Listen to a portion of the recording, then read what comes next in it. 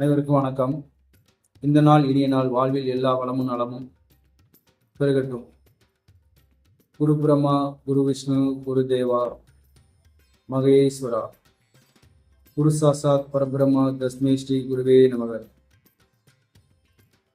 இந்த தமிழ் புத்தாண்டு நாளில் அனைவரையும் நான் வணங்கிக் கொள்கிறேன். இதே நாளில் என்னுடைய அருள்மிகு டிவி சேனலை ஆரம்பிப்பதில் பெருமை கொள்கிறேன். எனக்கு ஆசீர்வாதம் அளித்த அக்ஷய லக்கண பத்திரிகை ஜோதிடத்தை உருவாக்கிய ஐயா வாக்கியோகி நவக்கோள் சித்தர் புதுடிமூர்த்தி ஐயா அவர்களை வணங்கிக் கொண்டு அவர்களுடைய பொற்பாதங்கள் தொட்டு ஆசீர்வாதத்துடன் இந்த அருள்மிகு டிவி சேனலை நான் ஆரம்பிக்கிறேன். இது மேன்மேலும் மலர்ந்து மிகப்பெரிய வெற்றியடைய வேண்டும் என்றும் என்னுடைய குலதெய்வம் அங்காள பரமேஸ்வரியை வேண்டிக் கொள்கிறேன். மற்றும் திருச்செந்தூர் முருகனை அருள் ஆசியுடனும் எனக்கு இந்த ஜோதிட கலையை கற்றுக் கொடுத்த வாஸ்துக்கலையை அக்ஷய வாஸ்துக்கலையை கற்றுக் கொடுத்த அனைத்து குருமார்களையும் ஆசிரியர் பெருமக்களையும் நான் வணங்கி நன்றி கூறிக்கொள்கிறேன். எனது பெயர் செல்வானந்தம், ஊர் சிவகாசி. கராத்தே, சிலம்பம், டேக்வாண்டோ பயிற்சியாளர் மற்றும் அக்குபஞ்சர் தெரபிஸ்ட்.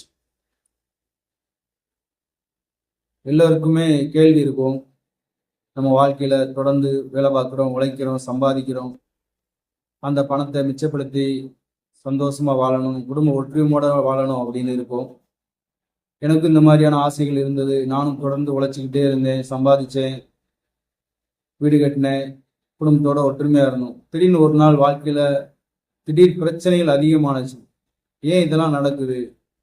நம்ம உழைக்கிறோம், சம்பாதிக்கிறோம், பணத்தை கொண்டு போகிறோம், ஆனால் அதை மிச்சம் பண்ண முடியலையே. ஏன் இந்த மாதிரியான சூழ்நிலைகள் நடக்குது? சின்ன வயசுலேருந்தே கஷ்டப்படுறோம். நீங்கள் ஒரு சினிமாவில் கேட்டிருப்பீங்க, நல்லவங்களுக்கு கிடைக்க வேண்டிய அனைத்து மரியாதையும் கெட்டவங்களுக்கும் கிடைக்குது எப்படி அப்படின்னு ஒரு வசனம் வரும்.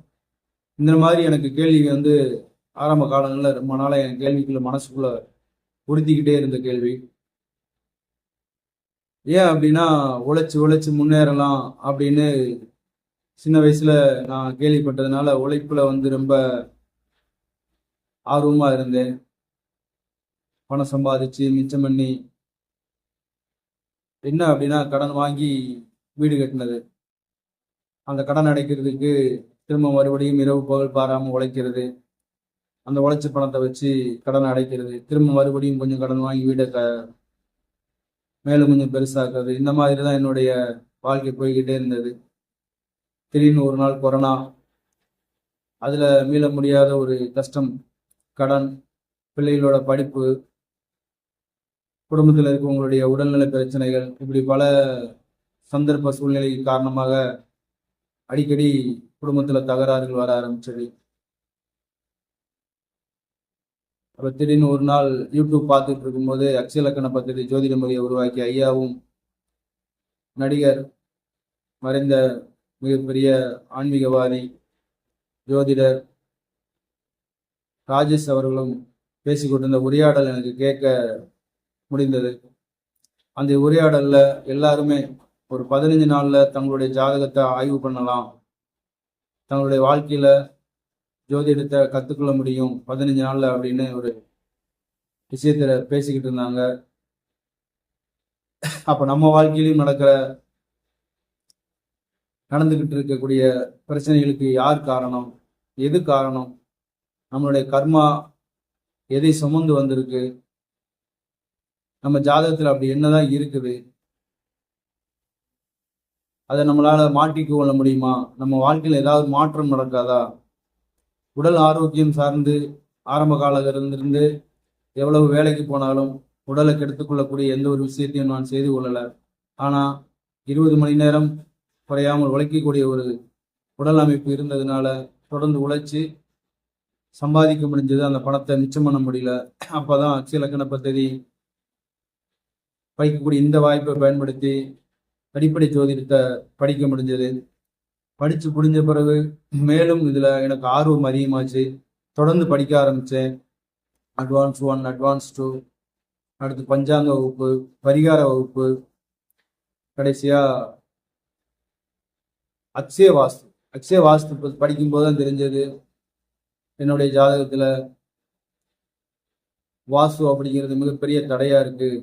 எந்த வீட்டுக்கு போனாலும் எனக்கு தடையுள்ள ஒரு பூமி, வாஸ்து குறைபாடு உள்ள வீடு தான் இருக்கும், அமையும் அப்படின்றத என்னுடைய ஜாதகத்தை ஆய்வு பண்ணி நான் தெரிஞ்சுக்கிட்டேன்.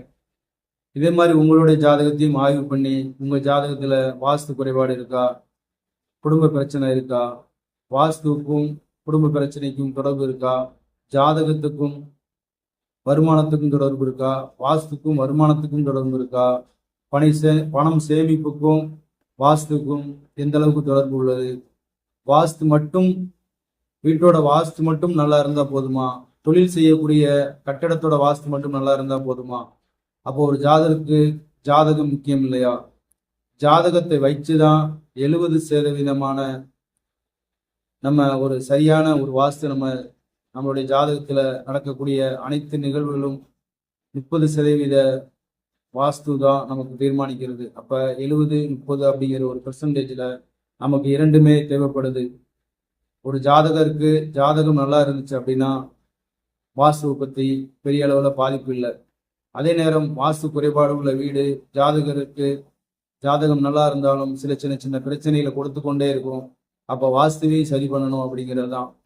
இரண்டுமே ரொம்ப ரொம்ப முக்கியம். ஒரு கம்பெனி, ஒரு நிறுவனம், ஒரு தொழில், ஒரு ஒரு கல்விக்கூடமாக இருந்தால் கூட அந்த கல்வி நிறுவனம் எந்த அளவுக்கு ஒரு சிறந்த நிறுவனமா வரணும் அப்படின்றதுக்கு அந்த கட்டடத்தோட வாஸ்து மிக மிக முக்கியம். இப்படி ஒரு அடுக்கு, 2 அடுக்கு, 10 அடுக்கு மாளிகையா இருந்தா கூட அந்த அடுக்குமாடி கட்டடத்துக்கு வாஸ்துக்கு எந்த அளவுக்கு முக்கியம்.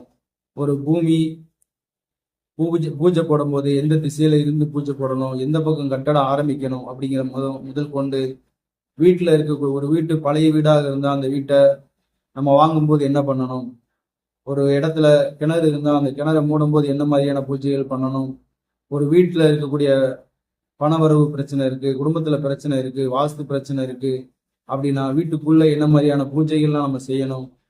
பூஜை அப்படின்னு நம்ம நார்மலா விளக்க போடுறது, வீட்டுல சுத்தமா வச்சுக்கிறது, வீட்டுக்கு தேவையான சாமி படங்களை எந்த அறையில எந்த பக்கம் மாட்டணும், நம்ம பீரோவை எந்த பக்கம் வைக்கணும். உதாரணத்துக்கு எல்லாருக்குமே தெரியும் தென்கிழக்கு மூலையில தான் அடுப்படி இருக்கும் அப்படின்னு.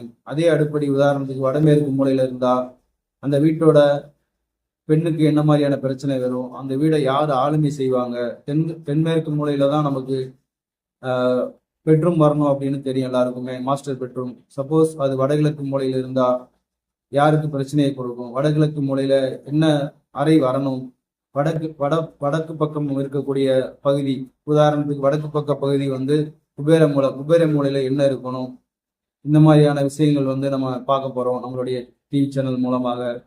மற்றும் ஒவ்வொரு கோவிலுக்கும் என்ன மாதிரியான பரிகாரங்கள் உண்டு, எந்த கோவிலுக்கு என்ன பரிகாரம் செய்யணும், என்ன மாதிரியான விளக்கு போடணும், எந்த நட்சத்திரக்காரர்களுக்கு எத்தனை விளக்கு போடணும், எந்த கோயிலுக்கு சென்று வரணும், இப்படி பல விஷயங்களை நம்ம அலசி ஆய்வு பண்ண போறோம். உதாரணத்துக்கு என்னுடைய அக்ஷய லக்கணம் இப்ப மிதுன லக்கணமா போகுது. புனர்பூச நட்சத்திரம், குருவோட நட்சத்திரம். என்னுடைய பிறப்பு கால ஜாதக அடிப்படையில் பார்த்தோம் அப்படின்னம்னா பாரம்பரிய முறையில் எனக்கு பிறப்பு லக்கணம் அப்படிங்கிறது கும்ப லக்கணம், சதய நட்சத்திரம் 2ஆம் பாதத்தில் நான் பிறந்தது. இப்ப எனக்கு வளரும் லக்கணம். ஒவ்வொரு 10 வருடத்திற்கும் லக்கணம் வளர்ந்து இன்னைக்கு அக்ஷய லக்கணம் அப்படிங்கிறது மிதுன லக்கணம் போகுது. மிதுன லக்கணம் போகக்கூடிய உதாரணத்துக்கு மிதுன லக்கணம் புனர்பூச நட்சத்திரக்கூடிய போகக்கூடிய காலகட்டங்கள்ல கணவன் மனைவி பிரச்சனை இருக்கும் அப்படிங்கிறத ஐயா அவர்கள் ரொம்ப தெளிவா கற்றுக் கொடுத்தாங்க. அதே மாதிரிதான் என் வாழ்க்கையில் நடந்துகிட்டு இருக்கு. இதே மாதிரி எனக்கு தெரிஞ்ச நண்பர்களுடைய ஜாதகங்களை ஆய்வு பண்ணும்போது எந்தெந்த நட்சத்திரம் எந்தெந்த லக்கணம் போகும்போது அவர்களுடைய குடும்ப பிரச்சனை நடந்துகிட்டு இருக்கு அப்படின்றதையும் நான் ஆய்வு பண்ணியிருக்கேன். அதையும் உங்களுக்கு ஆய்வு ஜாதகமா சமர்ப்பிக்கிறேன் நான். அது மட்டும் இல்லாது உதாரணத்துக்கு இப்போ ஜாதகம் படிக்கணும் அப்படின்னு ஆர்வம் உள்ளவங்க இன்னைக்கு சாதாரணமா எல்லாருமே படிக்கலாம். ஒரு பள்ளிக்கூடம் படிக்கிறவங்கள இருந்து இன்னைக்கு மொபைல் பயன்படுத்தக்கூடிய அனைவரும் தங்களுடைய ஜாதகத்தை ஆய்வு பண்ண முடியும். சொந்தமா ஜாதகத்தை ஆய்வு பண்ணி நீங்களே உங்க ஜாதகத்தை தெரிஞ்சு கொள்ள முடியும். அதுக்கும் அக்ஷய லக்கண பദ്ധதியில முறையில் ஐயா அவர்கள் வடிவமைச்சு கொடுத்துருக்காங்க. அனைவரும் ஒரு 15 நாள்ல இந்த ஜாதகத்தை ஆய்வு பண்ணி படிக்க முடியும். ஜாதகத்தில் இன்னைக்கு மொபைலில் பார்த்தீங்க அப்படின்னா இலவச சாஃப்ட்வேர் அப்டேட் பண்ணி கொடுத்துருக்காங்க. அதையும் நம்ம வந்து இலவசமா பதிவிறக்கம் செஞ்சு நம்மளுடைய அட்சய லக்கணம் எங்க போகுது அப்படிங்கிறதையும் நம்ம தெரிஞ்சுக்க முடியும். இந்த வாய்ப்பை கொடுத்த அனைவருக்குமே நன்றி தெரிவிச்சுக்கிறேன். தொடர்ந்து நம்மளுடைய சேனலை பாருங்க, எல்லாரும் ஆதரவு கொடுங்க. நன்றி, வணக்கம்.